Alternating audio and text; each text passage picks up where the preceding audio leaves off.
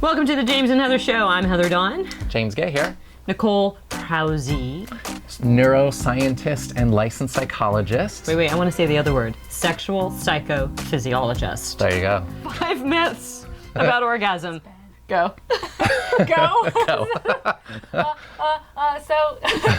Myth number 1. Not everyone can have them. No, sorry. No, that shit's real. Yeah. Okay, so myths. Let's not focus on truths. 5 myths to orgasming. So I often get questions about vaginal orgasm versus clitoral orgasm versus G-spot orgasm. Turns out we actually don't have any data showing that those are different things. So Wow, they're 0 data. Yeah, they may be like stimulated different ways or experienced different ways, but so far as we know, it's all kind of the same thing. Interesting. How Cool. about multiple orgasms? Any myths there?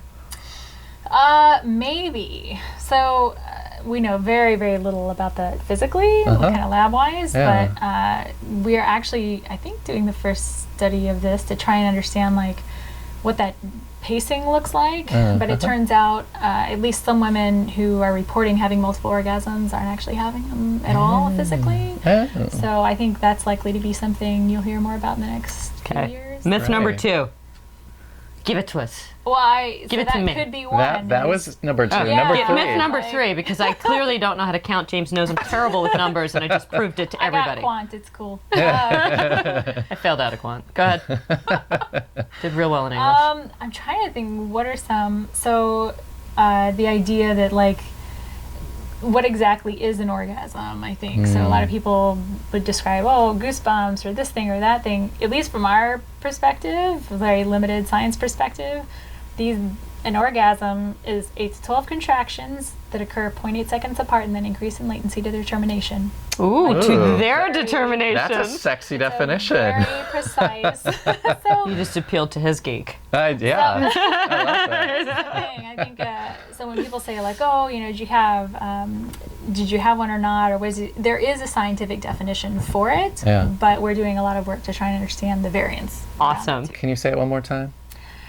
So 8 to 12 contractions that start 0.8 seconds apart and increase in latency to their termination. Great. Nice. They have their own mind. They just go. Well, that's what's interesting about it is like once it's triggered, it really just seems like this is what then happens. Give me another myth about the orgasm.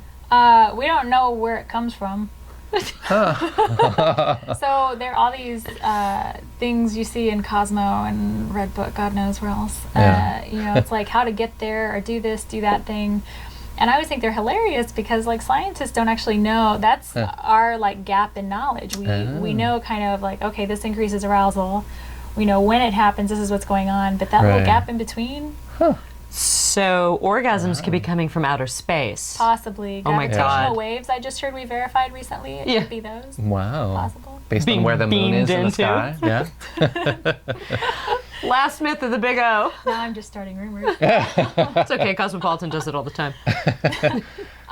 So the other assumption I think is that the orgasm's the reward. So we call it things like the cookie and films and things. And it looks like actually from our early brain data that the most rewarding part of the sexual interaction actually occurs just before the orgasm.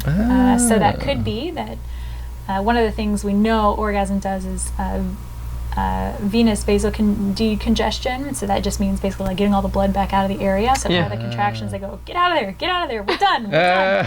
So we always assume it's like, oh, that's the pleasure wave. And well, maybe not. Could just be a Turns way out to it's not expel so the clear. blood. Yeah, which is very boring, unfortunately. But but that tells you something, right? Yeah, About, it tells us increase the foreplay. well, right. So and enjoy the ride. Everyone talks about edging, like it's this crazy new age thing. I was like, no, that just means like stay really high aroused because it feels good. Right. Increased pleasure means Stay at that point longer, and it may be even better than an orgasm. Nice. Thank you so much. Yes. Thank you for correcting me on my counting abilities and all my lack of knowledge about everything. And busting those myths. Busting those myths.